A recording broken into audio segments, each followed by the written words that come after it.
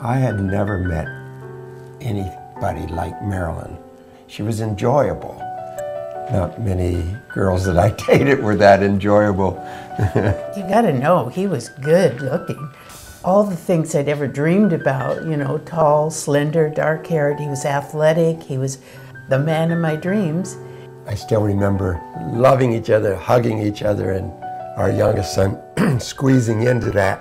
I thought that was very symbolic of where we all like to be, where there's love.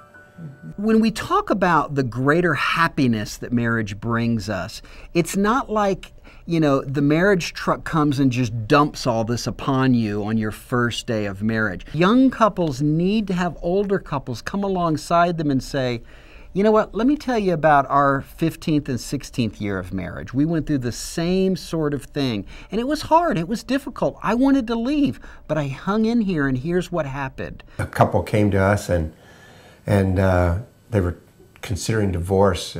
Marilyn and I looked at each other and said, you're not going through anything that we haven't gone through. The only difference is you want to quit. Our first child was born, and I was so disheartened with our marriage. And at that time, I thought, what am I going to do? I entered marriage thinking very wrongly about what it meant to be the head. I thought I had to always be right. When one day Marilyn said, you know you can be wrong, and all of a sudden it hit me, oh, I could be wrong about something. Let's face it, sometimes marriage is fabulous. There's times where it's pure hell. Who cares? We are doing hell together. We're doing perfect together. We're doing horrible together. We're doing challenges together. The promise was, let's do life together.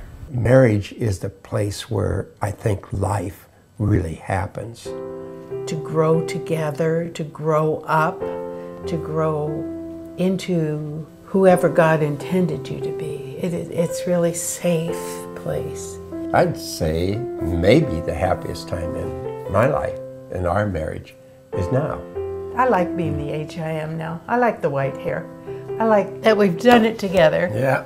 Hooray! Yeah. Hooray for us! I'm the happiest I've ever been. I'm the most fulfilled I've ever been. I'm so thankful. I'm just so thankful to God for preserving our marriage. Really, for me, is marriage worth it? Yes, because it's shown me about how I treat other people, where I'm really at as a believer, you know, things I need to work on, and having success at raising a child who loves the Lord. I want to be super dad. I want to be a learning environment. I want to be a loving environment. I've been really lucky in the churches I've been involved with to have like amazing men to show me what it means to be like a good husband and a good father. It's taught me a different way to live.